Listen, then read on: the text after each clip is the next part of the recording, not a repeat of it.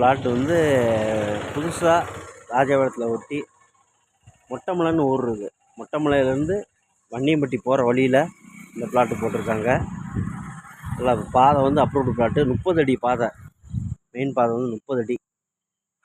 பிளாட்டாகவும் போட்டிருக்காங்க, 21 சென்டாகவும் போட்டிருக்காங்க. எதுனாலும் வாங்கிக்கலாம். சரியா?